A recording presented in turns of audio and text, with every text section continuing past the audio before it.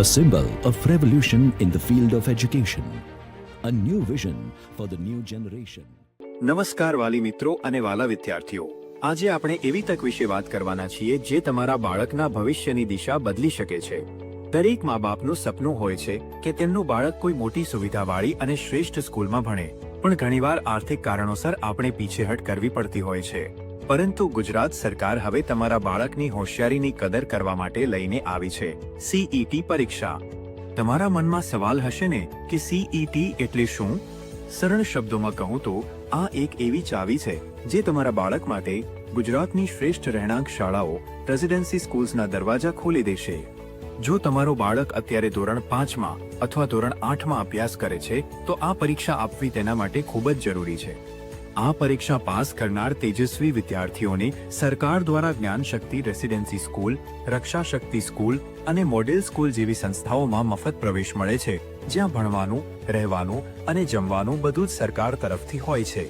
અને જો તમારું બાળક પોતાની અત્યારની પ્રાઇવેટ સ્કૂલમાં ભણવાનું ચાલુ રાખવા માંગતું હોય તો પણ તેને દર વર્ષે સરકાર તરફથી મોટી રકમની સ્કોલરશિપ મળી શકે છે. ટૂંકમાં આ પરીક્ષા એટલે ઝીરો ખર્ચ અને બેસ્ટ એજ્યુકેશન.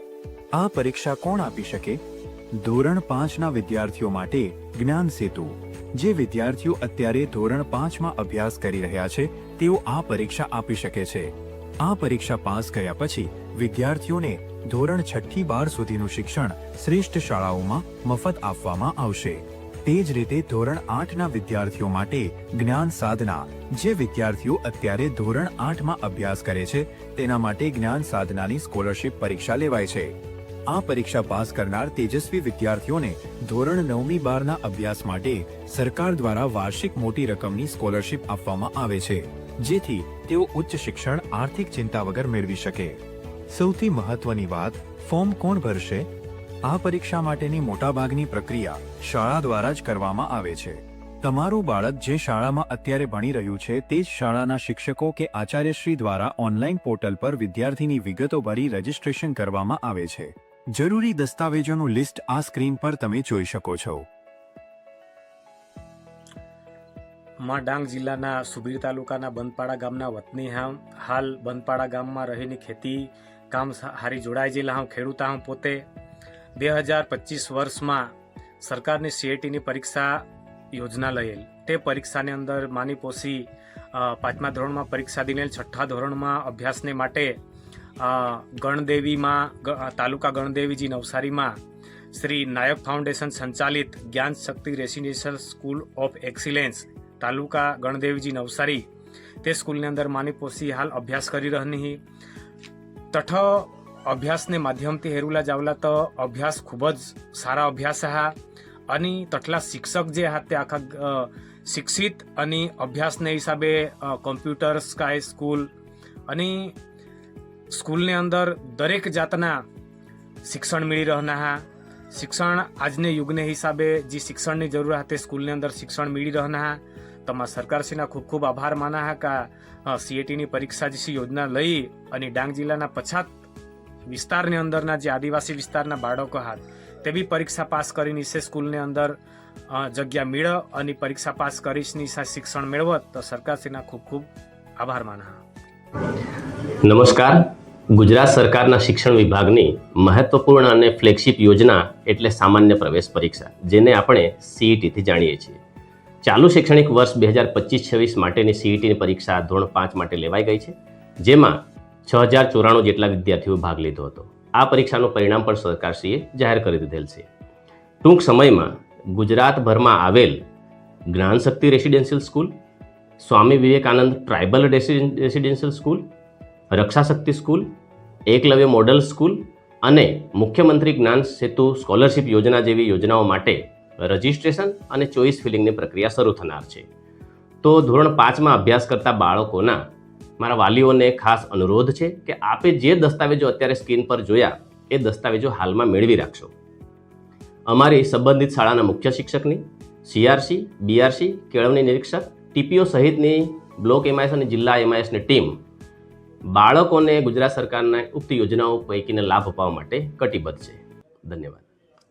હવે દીકરી ભણશે તો સરકાર સહાય કરશે.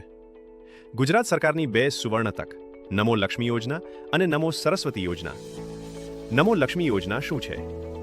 ધોરણ 9 થી 12 માં ભણતી દીકરીઓને કુલ 50,000 રૂપિયા સુધીની આર્થિક સહાય. દર મહિને નક્કી રકમ. પરીક્ષા પાસ કર્યા બાદ વધારાની રકમ. હેતુ ડ્રોપ આઉટ ઘટાડવો અને દીકરીઓને આગળ ભણાવવી. ધોરણ 9 થી 10 માટે 10,000 રૂપિયા પ્રતિ વર્ષ. ધોરણ 11 થી 12 માટે 15,000 રૂપિયા પ્રતિ વર્ષ. હવે વાત કરીએ નમો સરસ્વતી યોજનાની. સાયન્સ પ્રવાહમાં ભણતા વિદ્યાર્થીઓ માટે ખાસ યોજના. ધોરણ 11-12 સાયન્સ માટે કુલ 25,000 રૂપિયા સહાય. ધોરણ 11 સાયન્સ 10,000 રૂપિયા. ધોરણ 12 સાયન્સ 15,000 રૂપિયા. માસિક સહાય. પરીક્ષા પાસ કર્યા બાદ વધારાની રકમ. વાલી મિત્રો, દીકરી હોય કે દીકરો, અભ્યાસ હવે અટકવાનો નથી.